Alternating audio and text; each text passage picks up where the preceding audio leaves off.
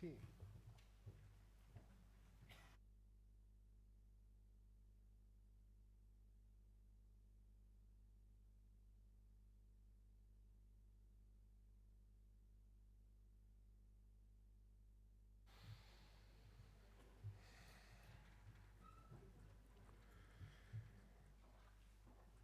Buenos días otra vez.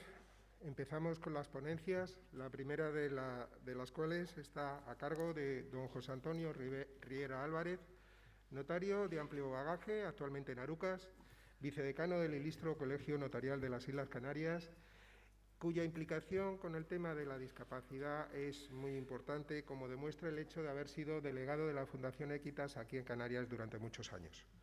Don José Antonio va a ser tan amable de hablarnos de los aspectos precautorios que prevé la ley.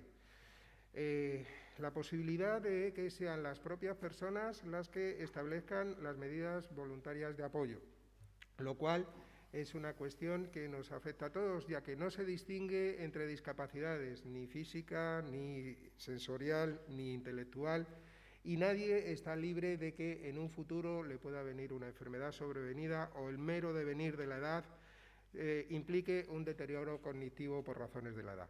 Muchas gracias, don José Antonio. Estamos encantados de escucharle y le esperamos atentamente. Muchas gracias, Javier. Muy buenos días, señoras y señores, y muchas gracias a todos por su asistencia. Me sumo al agradecimiento que en la mesa inaugural se dio a todos los organizadores, personificados también, muy concretamente en Javier. Y aparte de ser un agradecimiento sincero, es un agradecimiento que tiene un fundamento especial. Y yo me voy a permitir leerles 2 párrafos de 2 artículos de la Convención de Nueva York. Miren, en el artículo 3º, que trata de los principios generales, dice el primer apartado que el respeto de la dignidad inherente, la autonomía individual, incluida la libertad de tomar las propias decisiones, y la independencia de las personas es uno de los principios fundamentales de la presente Convención.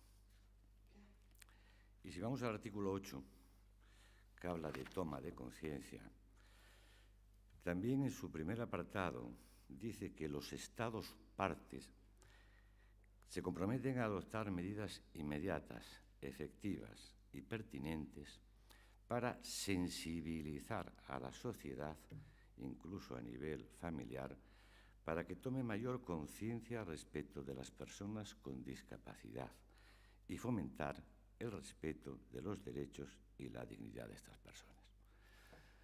¿Cómo no va a ser de agradecer este tipo de convocatorias y de reuniones si es que nos están permitiendo que en España estemos de esta manera, además, pues coloquial, relajada, nos está permitiendo cumplir una de las obligaciones que los Estados firmantes, entre ellos el Reino de España, ha contraído: sensibilizar a la sociedad, participar las novedades. Eso es lo que vamos a pretender hacer y por eso es de agradecer que se nos dé esta oportunidad. A mí me corresponde, según el título de la intervención, hablar de las medidas de apoyo. Me voy a centrar en algunas medidas de apoyo, porque verán a lo largo de las intervenciones que las medidas de apoyo son una categoría muy amplia tras el cambio legislativo. Y el cambio legislativo de la Ley 8/2021, de 2 de junio, es grande porque la ley es una especie de ley, digamos, racimo, ¿no? Porque se publica la ley y se desparrama por multitud de leyes importantes del ordenamiento español. Código Civil, Ley de Enjuiciamiento Civil, Ley del Notariado, Ley de Jurisdicción Voluntaria, etcétera, etcétera, Ley hipotecaria. Es una modificación grande. Y por eso quizá desde la entrada en vigor se aprecia, y en la práctica diaria se aprecia, que existe un cierto recelo, una cierta prevención frente a la ley. Como si tuviéramos la sensación de que se nos hubiera cambiado todo y de que nos encontramos ante una realidad totalmente desconocida hasta ahora. Se nos hubiera vuelto del revés el mundo en el que nosotros desenvolvíamos nuestra vida cotidiana. Tal impresión no es cierta, no es cierta. Y yo creo que hay que partir de esa premisa, porque tenemos que acercarnos a la ley, conocerla, practicarla, siendo conscientes de que no estamos ante un cambio tan total que nos desubique en nuestra vida diaria. Por eso, en la primera parte breve de mi intervención, trato de sentar unas ideas fundamentales para que los árboles no nos impidan ver la realidad, no nos impidan ver el perímetro del bosque. No estamos ante algo que nos está desarbolando. Ni España estaba ajena a las preocupaciones de la discapacidad, ni España desconocía en su legislación medidas para ello. Lo que sucede es que esta ley, con el impulso enorme que dio la Convención de Nueva York, tiene una trascendencia importante, pero ya desde el año 2003, por decir una fecha, con la Ley de Protección Patrimonial de las Personas con Discapacidad y leyes posteriores, la actuación de la jurisprudencia, la doctrina de la Fiscalía General del Estado, la práctica, por ejemplo, de los poderes preventivos, todo eso formó un acervo que está en consonancia con esta ley. No estamos ante nada nuevo, no éramos una isla que desconociera la situación de discapacidad, ¿no? Por ello quiero destacar unas ideas que a mi juicio son sustanciales para acercarse sin prevención a la ley, pero limitadas fundamentalmente a las medidas de apoyo de las que voy a tratar y sin hablar de más de lo que me corresponde, pues en las posteriores intervenciones pues van a tener cumplida información de personas muy implicadas y con una gran experiencia y conocimientos prácticos también y teóricos, tanto con la Fiscalía Rosa aquí presente o Almudena, que no solo es práctica del derecho como notario, sino que es en cierta medida una fuente en materia de discapacidad, porque a través de la Fundación pues interviene en procesos y está al tanto no solo en el ámbito nacional sino internacional. Por eso, con Rosa y Almudena cumplirán con una información sobrada y superior a la que yo les puedo dar.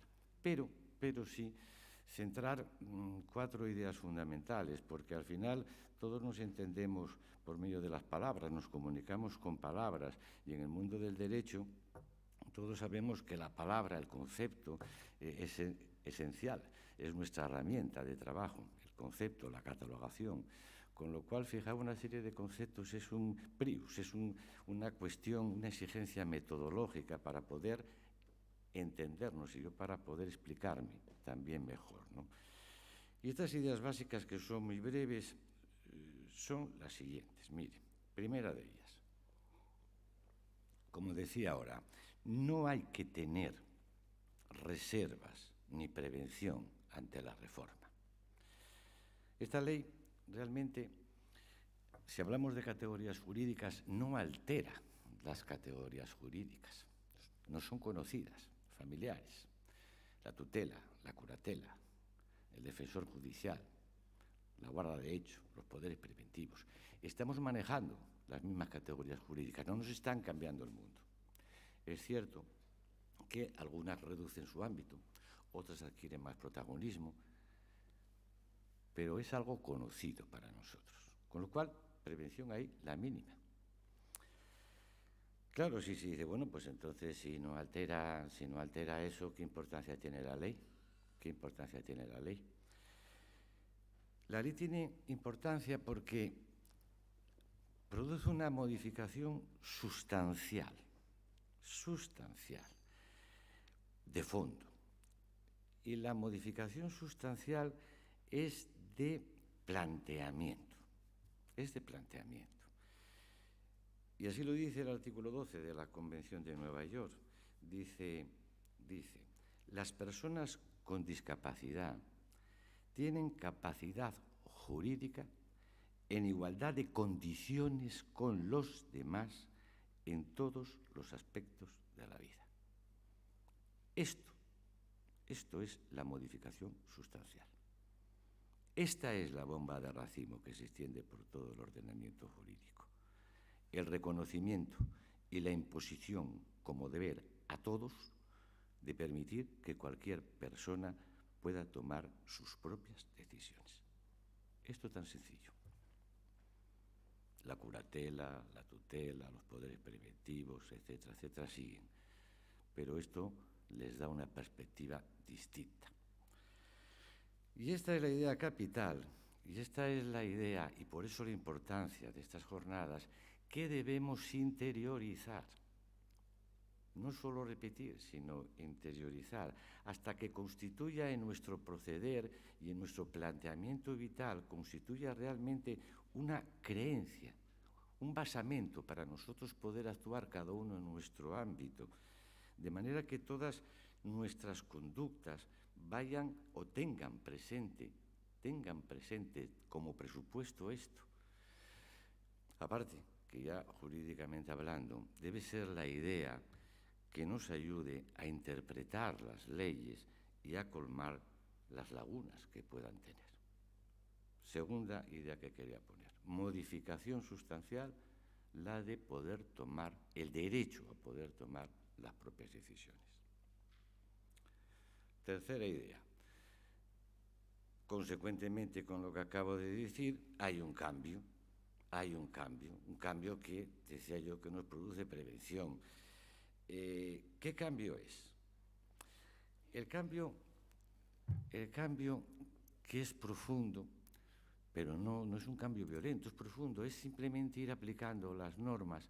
Se produce porque nuestro derecho, claro que se conocían normas dirigidas a toda la situación o posibles situaciones de discapacidad, pero eso que acabo de decir produce un cambio en la forma de ver esas normas y de aplicarlas, porque hasta no hace mucho los planteamientos legales, no solo en España, los planteamientos legales eran planteamientos dirigidos a la protección de la persona que tiene o que podamos tener en el futuro una discapacidad.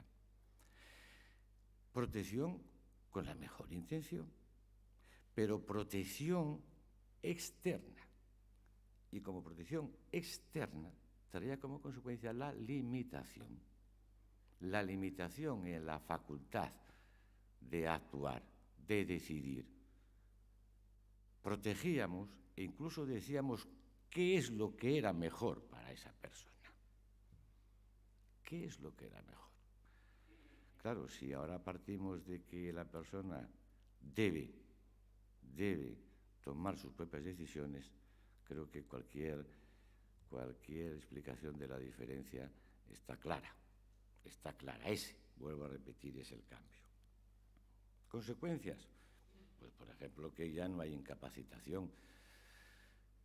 Que ahora se ve y dice, hombre, pero ¿cómo había incapacitación? Pero es que eso, no, era una medida que trataba de proteger, pero los tiempos van cambiando, ya habían cambiado incluso antes de esta ley, ya iban cambiando, pero lo que decía antes, la Convención da un empujón tremendo y por tanto no hay incapacitación, tampoco hay categorías que clasifiquen a las personas. Cuarta idea. Si lo importante es la propia decisión, si se trata de evitar limitaciones, es decir, no hay que ir a la limitación para garantizar esos derechos, la cuarta idea y consecuencia es, y antes se mencionaba en esta mesa, es la plenitud que alcanza el concepto de las medidas de apoyo.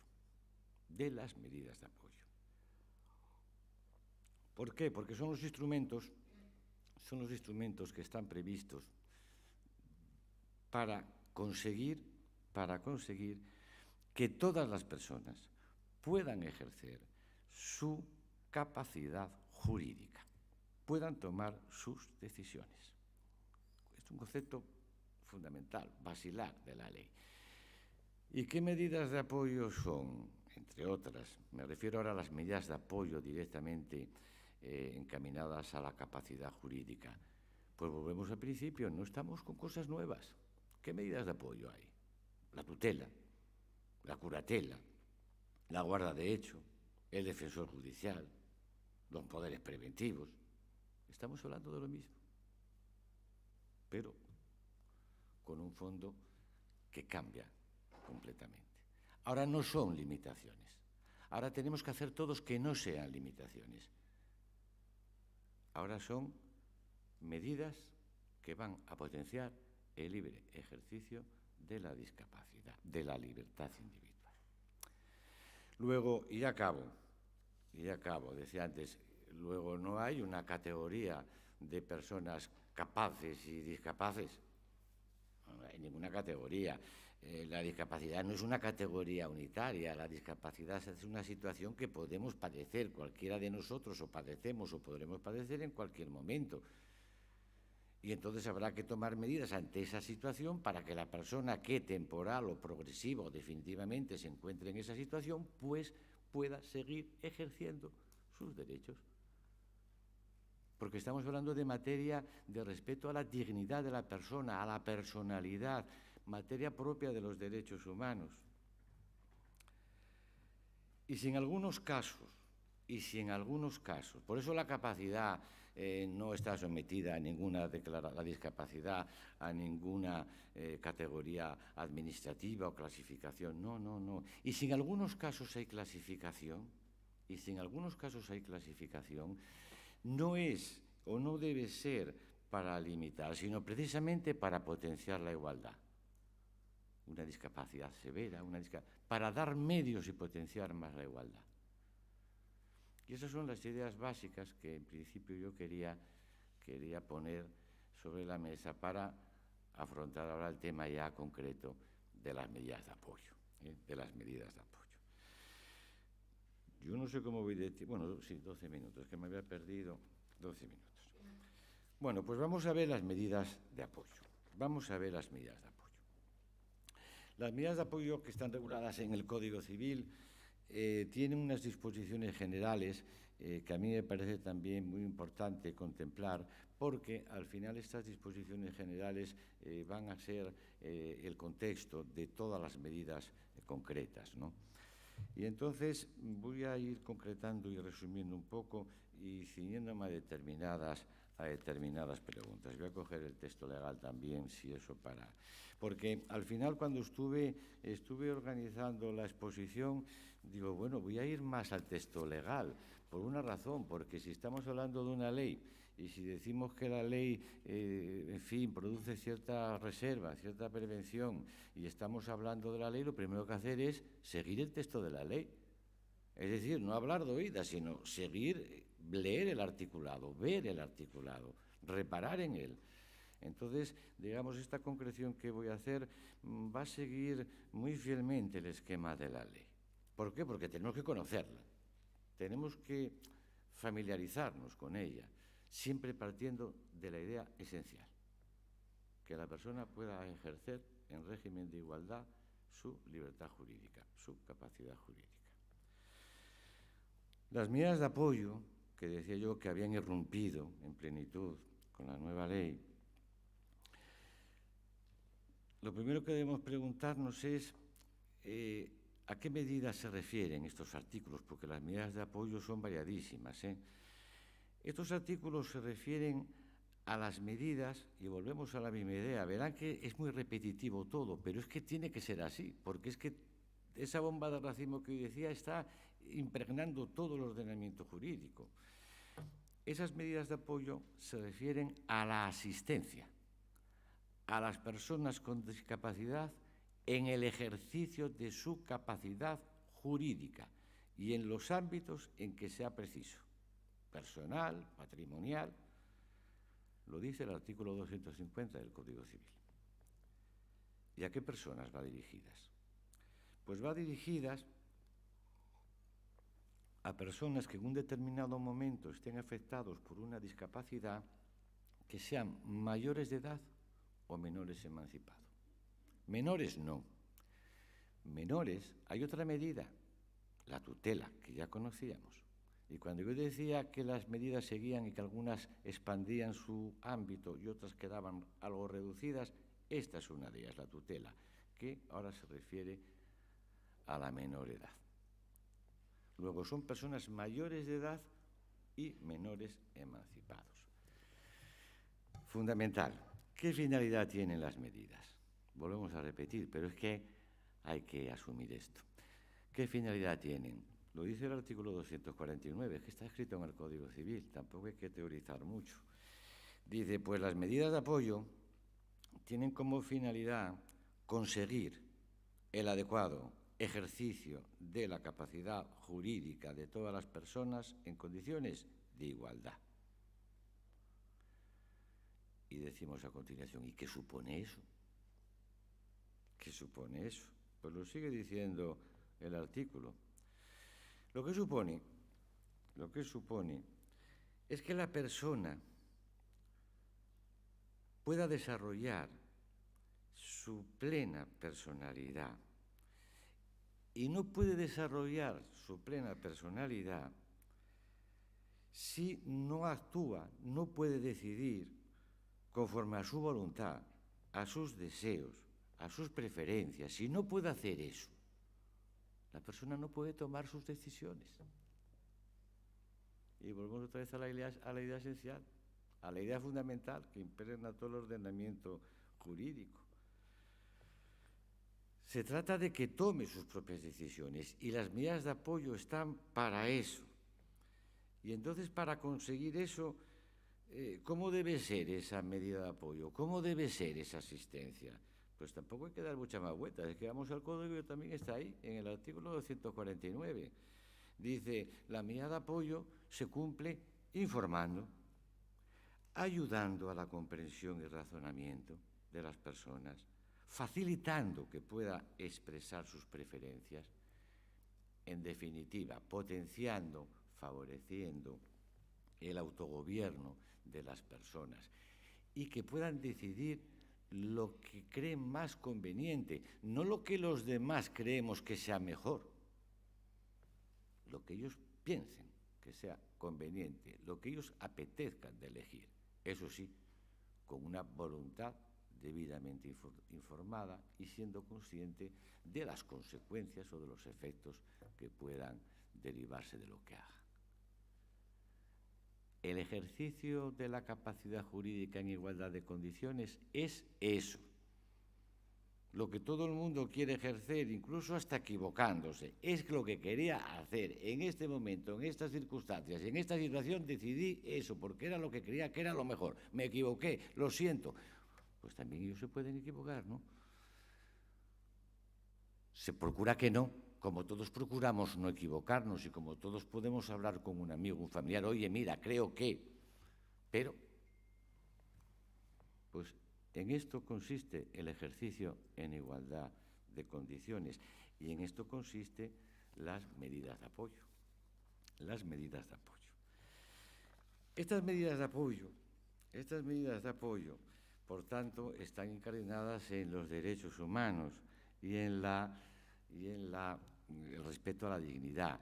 Y tan es así que, claro, tampoco se puede ser tan maximalista y desconocer la realidad, que hay veces que nosotros nos encontramos limitados hasta el punto que una limitación muy grande nos puede impedir hacer cosas físicas o cosas intelectuales y que incluso puede llegar un momento en que una persona no sea capaz de decidir, no pueda tomar una decisión.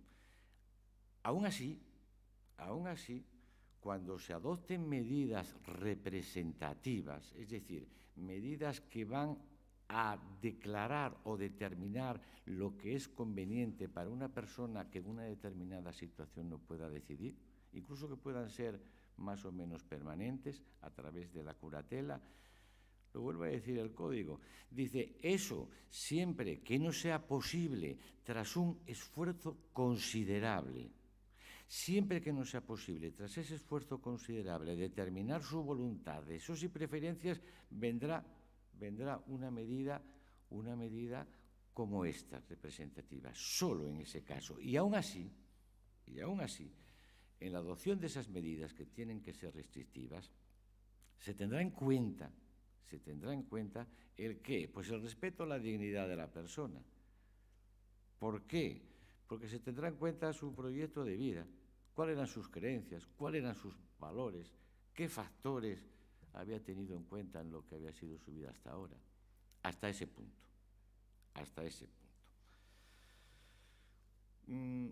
Tipos de medidas. Pues simplemente en cuanto a los tipos de medidas, por cuestión metodológica, pues ponerlas un poco en orden y yo limitarme a unas. Los tipos de medidas vienen también en el Código Civil, en el artículo 250. Hay una sentencia que comentaba un compañero mío no hace mucho, entre otras muchas sentencias importantes, de la Audiencia Provincial de Santander del año 2021, que siguiendo el artículo del Código Civil, el artículo 250, digamos que remachaba la diferencia de las diferentes medidas. Las medidas de apoyo, decidió que eran todas las que conocíamos hasta ahora, pues efectivamente. Las medidas de apoyo, el Código Civil distingue entre aquellas medidas voluntarias, medidas legales, y después habla de una medida informal, que es la guarda de hecho, ¿no? En esta sentencia, quizá más plásticamente, habla de medidas voluntarias de autoorganización, medidas judiciales o de heterorregulación y medidas de apoyo informal. Y se puede decir, oye, y entonces ante esta serie de medidas pueden converger, pueden coincidir, ¿qué medidas son preferentes? Bueno, en parte lo iremos viendo, pero es que la respuesta ya la tenemos. O sea, si nos acercamos a la ley con las ideas básicas, la respuesta ya la tenemos. ¿Qué medida va a ser la preferente?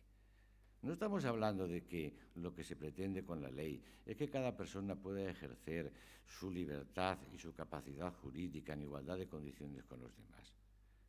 No se trata de dar preferencia a la voluntad de las personas. Pues entonces, ¿qué medida va a ser preferente? Las medidas que adopte la persona, que es lógico. Las medidas voluntarias son preferentes sobre otras medidas. ¿Que pueden converger? Claro que pueden converger. ¿Que pueden complementarse? Claro que pueden complementarse. Pero la preferencia está en las medidas voluntarias, porque es que si no sería un contrasentido, estaría contradiciendo la Convención de Nueva York y toda la demás legislación en este sentido. Consecuencia lógica del principio fundamental, que es el cambio esencial que propicia la Convención de Nueva York. No me detengo más en el tema, porque bueno, puede haber combinaciones, incluso las medidas judiciales que pueden ser sumamente importantes van en ocasiones dirigidas a coadyuvar, a complementar, a corregir cosas que no se pueden prever, cosas que en ese momento pueden ser de interés, pero de ello se hablará seguramente y con más precisión de lo que yo pueda hacer. Con lo cual, de las medidas que habíamos dicho, voluntarias, judiciales y de hecho o informales como la guarda de hecho, yo ahora ya entro en terreno más propio, que es el de las medidas voluntarias. El Código, cuando habla de medidas voluntarias, en la sección correspondiente habla de dos: la escritura de apoyos y el poder, los poderes y mandatos preventivos. No es cuestión ahora de entrar en disquisiciones doctrinales. El caso, por ejemplo, de la autocuratela, ¿no? La autocuratela es una medida de nombramiento judicial. Lo que sucede es que es una medida, decía esta sentencia que acabo antes de leer, creo que decía que era una medida de naturaleza mixta. ¿Por qué? Porque la designación, incluso el régimen de la autocuratela, se diseña en gran medida por la propia persona. Es lógico. Estamos otra vez en lo mismo, el ejercicio libre, informado de la capacidad jurídica, la autocuratela. ¿Quién diseña eso? La propia persona. Pero después el nombramiento, la confirmación, la salvaguarda fundamental que se produce para una autocuratela es la autorización judicial con la intervención del Ministerio Fiscal. Pero es una medida mixta. Vamos a hablar, porque además creo que de tiempo andamos así, vamos a hablar fundamentalmente, vamos, un esquema sencillo también, de la escritura de apoyos y de los poderes preventivos. Y voy a seguir con el mismo esquema, voy a seguir la ley, porque hay que acercarse a la ley, hay que manejarla. Además es que es la forma más fácil, yo creo, una vez interpretada, la forma más fácil de manejar y de saber y de conocer, que es conocer la ley, el texto legal y ponerla en consonancia. En las medidas voluntarias, en primer lugar, tenemos la escritura. Esta, digamos que quizá es la medida de las dos la más llamativa, la más novedosa, porque se configura con autonomía esta escritura y viene prevista en el artículo 255 del Código Civil. Veremos, al hablar de las medidas, de las dos medidas, cómo realmente se solapan, cómo una se nutre de la otra, cómo lo que se dice en una es predicable también de la otra, ¿no? Y vamos a seguir el mismo esquema. ¿Quiénes pueden ser sujetos de estas escrituras? Pues vamos al artículo 249 y demás que habíamos visto, que son las normas generales, que nos lo están diciendo. Las personas mayores de edad y los menores emancipados. Sigue el mismo criterio. No puede ser de otro modo, además, sigue el mismo criterio. ¿Cuándo? ¿Cuándo se puede otorgar la escritura de apoyo? El Código, veremos que también después lo repite al hablar de los poderes. Dice, la persona puede decidir hacer eso en previsión o por apreciación de que existe una causa o puede existir o está iniciándose de discapacidad. No hace falta que se haya declarado, puede ser preventiva o puede haberse iniciado. Con lo cual una persona con discapacidad, claro que puede otorgar una escritura de medidas de apoyo.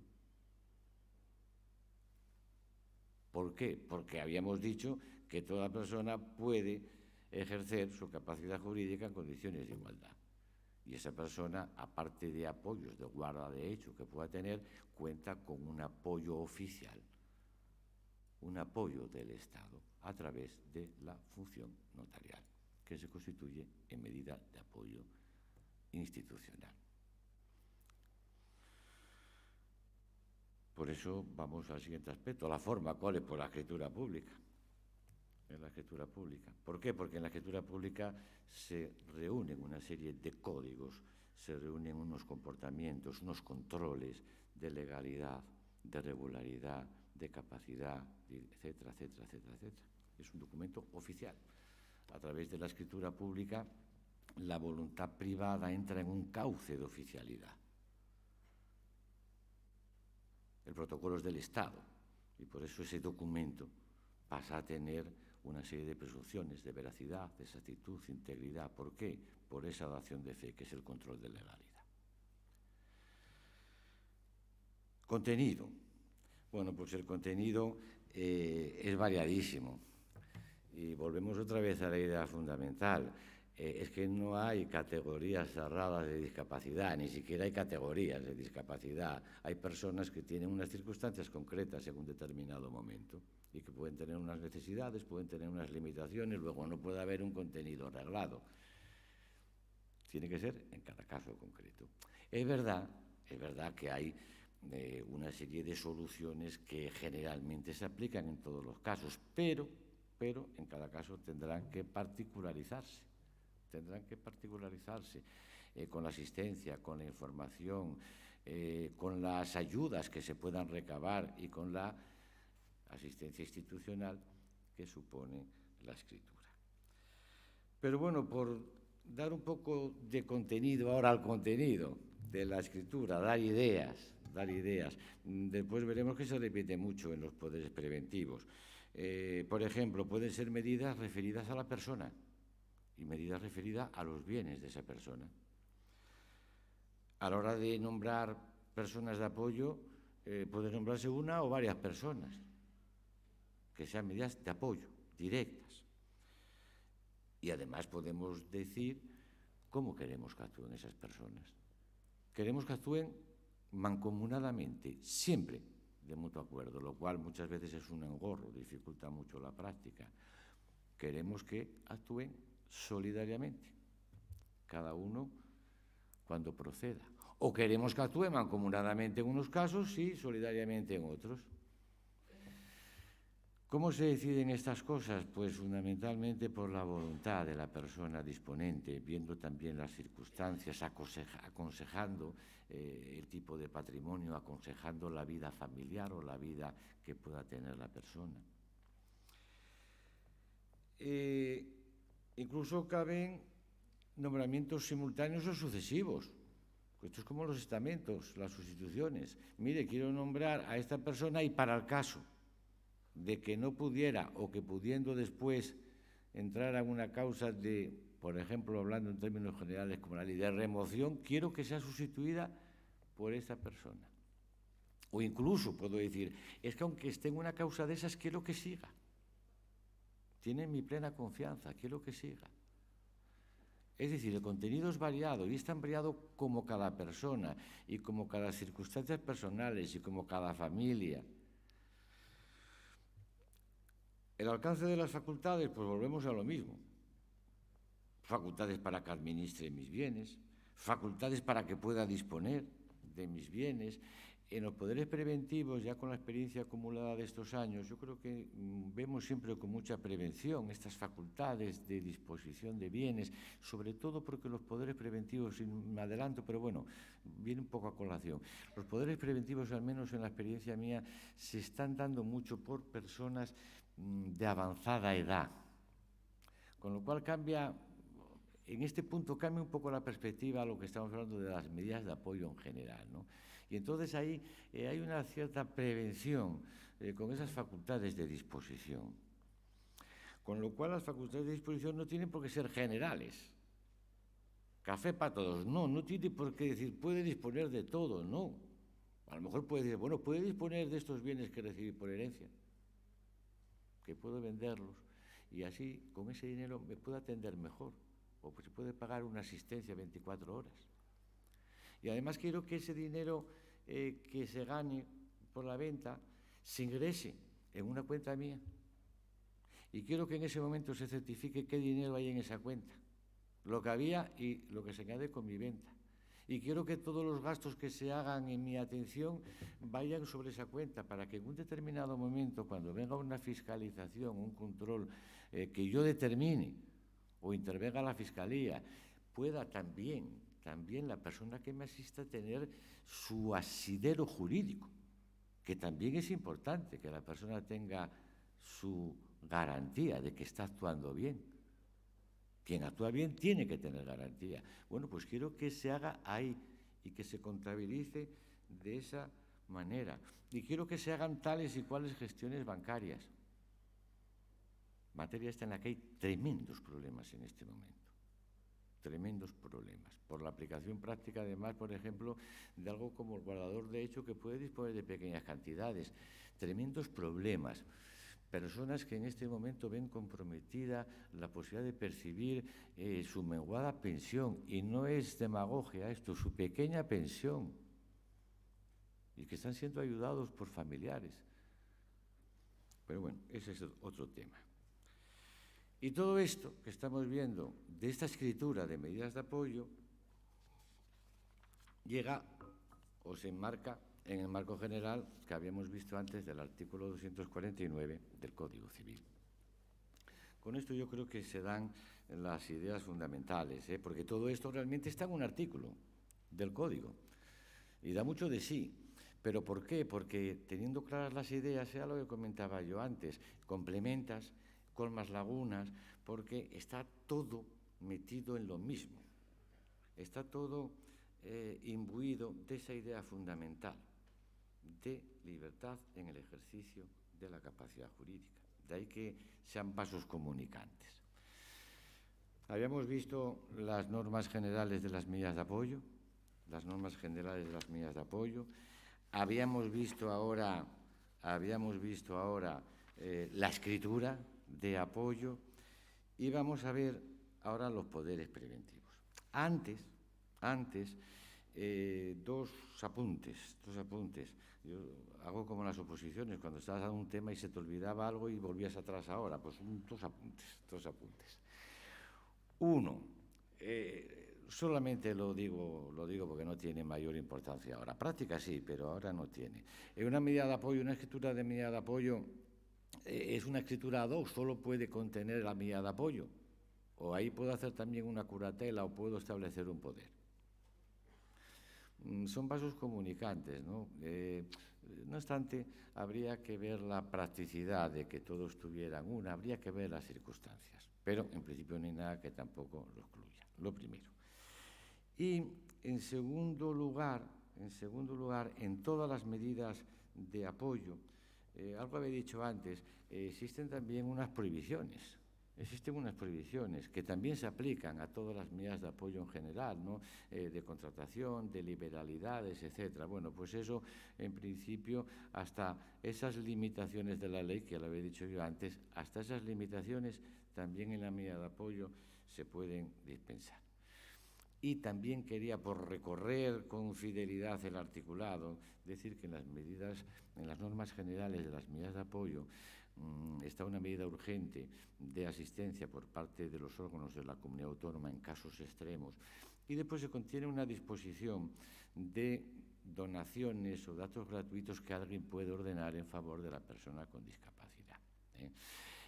No voy a detenerme en esto, porque simplemente quería decir esto por destacar la sutileza que, a mi juicio, no sé si se compartirá esta opinión, hay entre medida de apoyo y medida de protección. Cuando yo, padre, por ejemplo, hago una donación a mis hijas y necesitadas de un apoyo, y entonces dispongo que los bienes se administren de esa manera, que haya tales controles, que haya y pongo todo eso, lo mismo que estábamos viendo ahora en la escritura.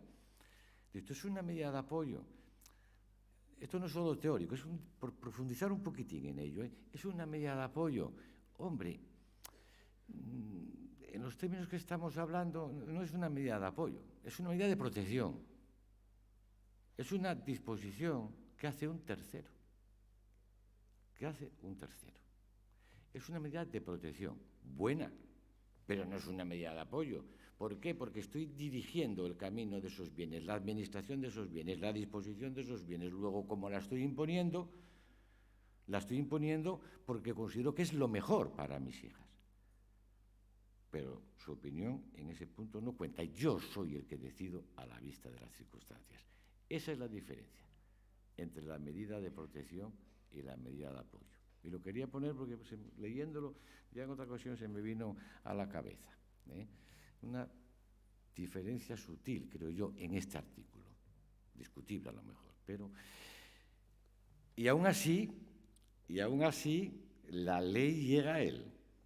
La filosofía esencial de la ley llega a él, porque dice, y en todo lo que nos hubiera dispuesto, la voluntad de la persona con discapacidad.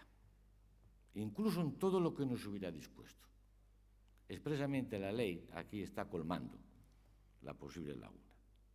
Era lo que quería decir, que se me había olvidado. No anecdótico, pero en fin, distinguir medida de asistencia, de apoyo, medida de protección. Y ya para acabar, salvo que se me diga otra cosa, pues vamos a los poderes y los mandatos preventivos. Los poderes y los mandatos preventivos, yo no sé cómo lo verán ustedes. Yo creo que desde la perspectiva notarial y desde las estadísticas que se barajaron en España, fueron un poco una medida estrella. Empezaron humildemente en un párrafo, una línea de la ley tan importante de protección patrimonial de las personas con discapacidad, y fue la propia sociedad quien hizo que esos poderes se generalizaran. ¿Por qué? Porque era una necesidad. Y ante eso no hay derecho que pueda parar nada. era una necesidad. Lo que hay que hacer es coger esa necesidad, ordenarla, regularla, hacerla bien para que sea útil. Y a partir de ahí va para adelante. Con lo cual, ¿qué hace la ley ahora acertadamente? ¿Lo cambia? No, la ley coge la experiencia y lo regula más ampliamente. Reconoce la importancia que tienen. En las estadísticas, yo hace tiempo que no las veo, pero en unas estadísticas hace una temporada del Consejo General del Notariado, Almudena lo sabrá mejor que yo creo que era uno de los instrumentos públicos que más habían subido en España. También, pues cada vez somos una población que va cumpliendo años, cada vez con más limitaciones, una población alarmantemente envejecida. Yo me acuerdo cuando participaba más directamente en la Fundación Equitas, las estadísticas que decían, hace años decían, en los años 40, en el 2040 te parecía, España será una de las poblaciones más envejecidas junto con Japón. Joder. Hace poco leía yo, España en el año 40 más envejecida incluso que Japón. O sea, que llevamos un carrerón en esta materia, con lo cual no interesa, o sea, no extraña el interés de esta norma, de los poderes preventivos. Es cierto, el otro día me lo comentaban en la notaría, es cierto que al hablar de poderes preventivos tendríamos, pero no es el momento, pienso yo, que distinguir incluso el poder de la persona mayor, del anciano, que está con una familia que lo guarda de hecho, y que es un poder muy importante, pero quizá más instrumental, más inmediato, a un poder preventivo con una perspectiva de más futuro. Ahí es donde se mezcla mucho más todo lo que vimos de las medidas de apoyo y la escritura. Pero bueno, el Código Civil, seguimos el Código Civil, seguimos fieles al articulado. Distingue otros dos tipos de poder, que eran los que había ya. El poder normal, que subsiste en el caso de que se produzca la discapacidad, y el poder solo para el caso de discapacidad. Solo para el caso de discapacidad. Si nos damos cuenta, estamos con el mismo esquema que la escritura que habíamos hablado. Dice la escritura cuando una persona quiera prever o cuando ya esté presente esa causa de discapacidad. Es el mismo esquema.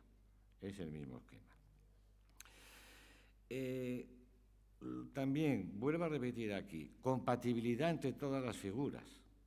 Incluso se prevé que pueda haber medidas posteriores judiciales, que pueda haber otras medidas de escritura de apoyo, pero no son excluyentes, deben ser complementarias. Si no hay una derogación de facto por el hecho de que después del poder se otorguen otras escrituras o se adopte una medida judicial, sin perjuicio de las causas que puedan especiales existir. ¿Tiene plazo el poder? No. Los poderes en general no tienen plazo. ¿Podría ponerse un plazo? Sí, pero hombre, en este caso no parece tampoco muy razonable, salvo que fuera una causa de discapacidad temporal, pasajera. Bueno, pues sí podría, pero vamos, es más, creo yo, teórico que otra cosa. Y después se regula la extinción de ese poder. Estos poderes tienen un contenido personal muy importante. En los poderes que hacemos normalmente, yo no soy muy partidario de hacer un poder normal y de ahí meter cláusula de subsistencia. A mí depende de los casos, ¿no? Pero yo no soy muy partidario de eso, porque es meter una cuña en un modelo que no estaba pensado para eso. Yo creo que el poder para discapacidad, o contemplando la discapacidad, o en atención a la discapacidad, tiene que ser un poder un poquitín más específico, pienso yo, pero no es algo, en fin, que sea indiscutible, ¿no?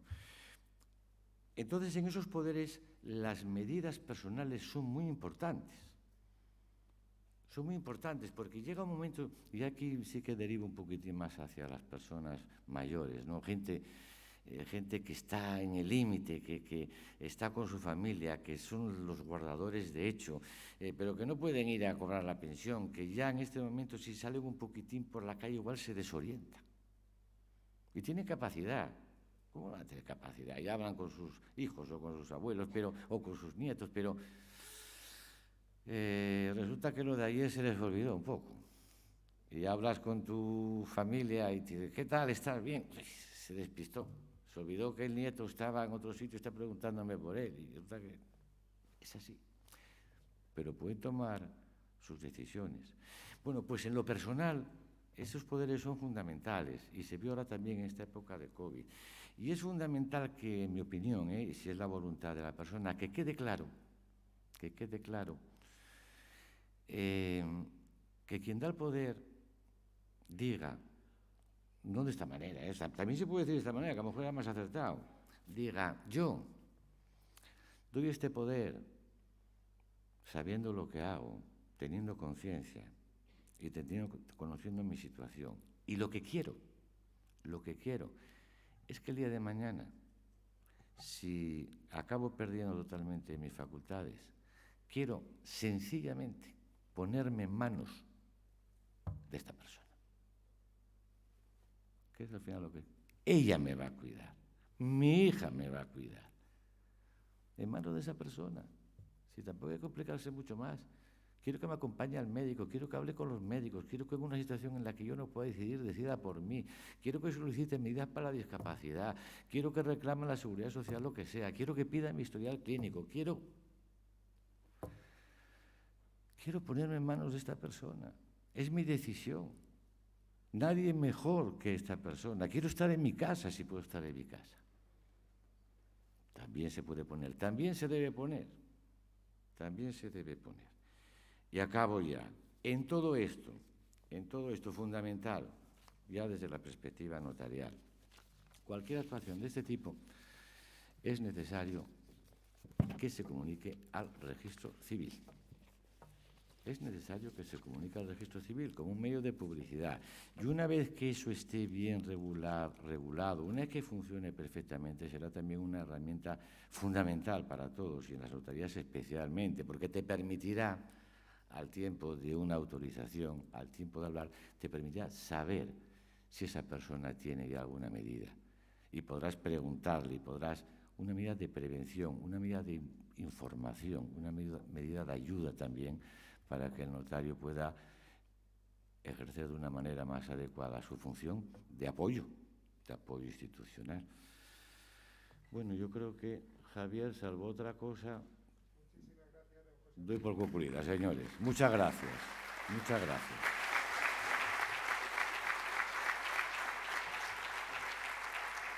Muchas gracias por su intervención. Le esperamos luego en la mesa redonda, donde tendrá cabida también consultas de los asistentes. Muchísimas gracias.